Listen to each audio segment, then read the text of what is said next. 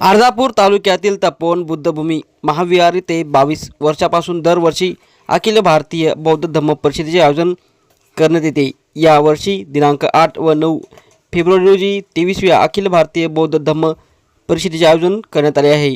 या ठिकाणी 1 ते 10 फेब्रुवारी दरम्यान श्रामणेर शिबिराचे आयोजन करण्यात आले आहे।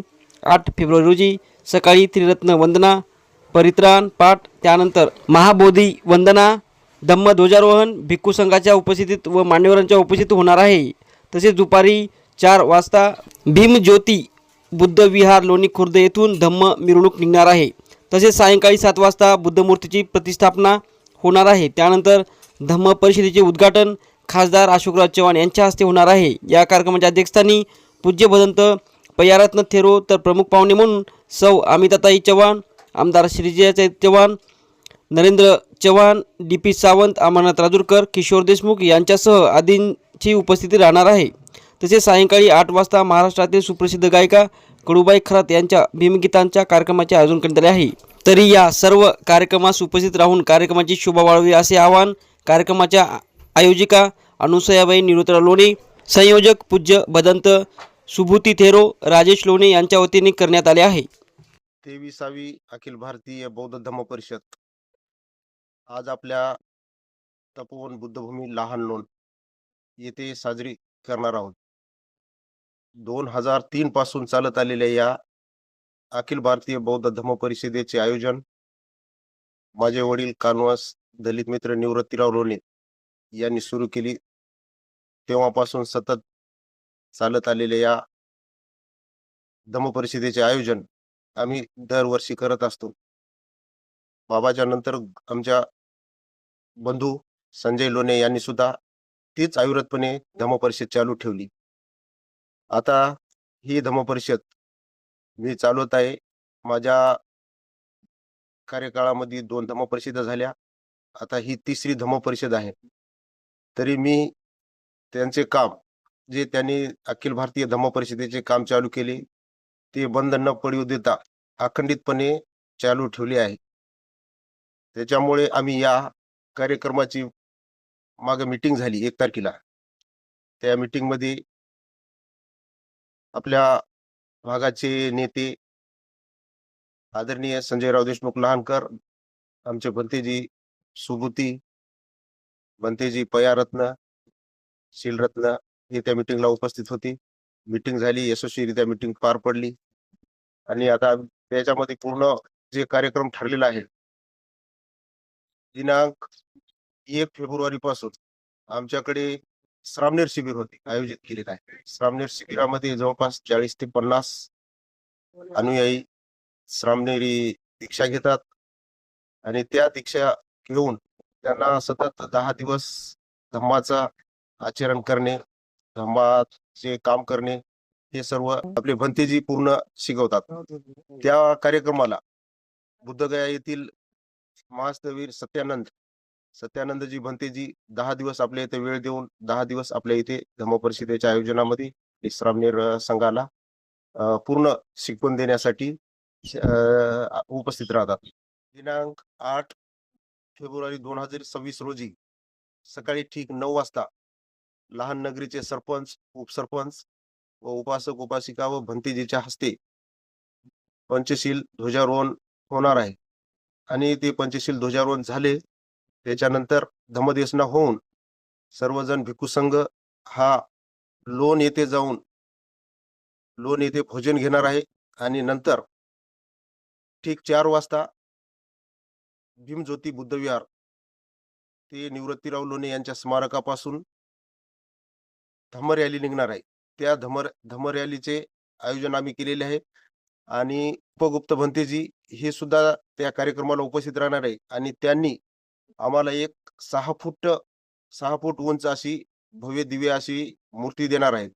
त्या मूर्तीची आपल्या धम्म परिषदेच्या मिरवणुकीमध्ये मिरवणुकीमध्ये ती मूर्ती राहणार आहे आणि ते येऊन इथे तपोवन बुद्धभूमी लहान लोण येथे बुद्ध विहारावर स्थापन करायचे आहे। त्याचे सुद्धा आम्ही आयोजन केलेलं आहे। 8 तारखेला धम्म परिषदेचे घटक म्हणून महाराष्ट्र राज्याचे माजी मुख्यमंत्री अशोकरावजी चव्हाण, साहेब व आपल्या दाभोळ येथील अखिल भारतीय धम्म परिषदेचे आयोजक डॉक्टर SP गायकवाड महाउपासक यांच्या उपस्थितीत या धम्म परिषदेचे उद्घाटन होणार आहे. उद्घाटन झाल्यावर लगेचच भंतेजीची धम्मदेसना होईल. धम्मदेसनेनंतर महाराष्ट्रातल्या ख्यातनाम गायिका कडूबाई खरात औरंगाबाद यांचा सुद्धा 8 वाजता कार्यक्रम आयोजित केलेला आहे. ते सुद्धा या कार्यक्रमाला उपस्थित राहणार आहेत. या 2 दिवसीय धम्म परिषद चालणाऱ्या 2 दिवसीय धम्म परिषदेत बऱ्याच महाराष्ट्रातून, भारतातून, बाहेर देशातून भिक्खू संघही उपस्थित राहणार आहे. या भंतेजीच्या व भिक्खू संघाच्या धम्मदेसनेचे आयोजन केलेले आहे. तरी सर्व या आपल्या पंचक्रोशीतील सर्व जनतेला, उपासक उपासिका यांना मी आव्हान करतो, विनंती करतो, सूचना करतो की सर्वांनी या धम्म परिषदेसाठी उपस्थित राहावं आणि आम्हाला या धम्म परिषदेत साजरी होण्यासाठी सहकार्य करावं. निमित्ताने आम्ही 1 फेब्रुवारी पासून श्रावणी शिबिर घेतो आणि 8 आणि 9 फेब्रुवारीला धम्मपरिषद 2 दिवसीय राहते. त्यामध्ये विदेशातील, बाहेर देशातील मोठमोठाले भंते येतात, धम्म प्रवचन देतात आणि शिलाचं पालन कसं करावं ते सांगतात. त्यामुळं समाजामध्ये चोरीपासून अलिप्त राहते माणूस, मारामाऱ्यापासून अलिप्त राहते माणूस, व्यभिचारापासून अलिप्त राहते, खोटं बोलण्यापासून, दारू पिण्यापासून अलिप्त राहते. अशा प्रकारची शिकवणूक या भंतेजीच्या प्रवचनातून मिळते. म्हणून या धम्मपरिषदेला विशेष महत्व आहे. ही धम्मपरिषद 22 वर्षे पूर्ण झाली, 23वी आहे धम्मपरिषद. आणि या धम्मपरिषदेचे निर्माते आयुष्य कालकथित निवृत्तराव ज्ञानोजीराव लोणे यांनी हे सुरू केलेली प्रथा सतत त्यांचे मुलं त्यांच्या नंतर चालू ठेवलेली आहे. संजयराव लोणे पहिले धम्मपरिषद घेत गेले, त्यानंतर आज राजेश लोणे आहेत, त्याच्या रूपाने त्यांचेच पुत्र आहेत. आणि अशा प्रकारे हा कार्यक्रम आम्ही राबवित आहोत. इथं भरपूर पटांगण आहे. क्रिकेट खेळण्यासाठी मुलं दररोज येतात आणि अशा प्रकारचे विशेष स्थान आहे.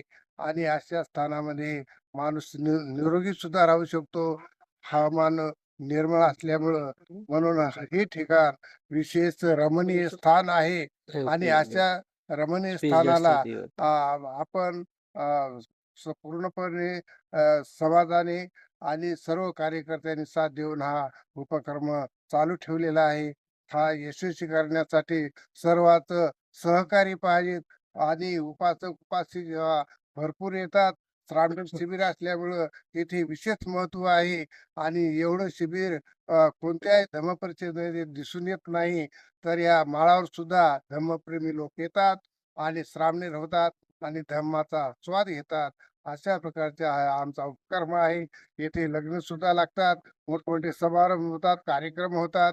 या ठिकाणी रमणीय आणि उंच ठिकाणी असल्यामुळं सर्वांना मोहित करून सोडणारं ठिकाण आहे. अशा प्रकारचं इथे व्यवस्था आहे. व्यवस्थापनामध्ये पाण्याची व्यवस्था आहे, राहण्याची व्यवस्था आहे. आणि ही सुव्यवस्था असल्यामुळं सर्वांनाही आकर्षक क्षेत्र ठरलेलं आहे. या निमित्ताने आपणास मी सांगू इच्छितो.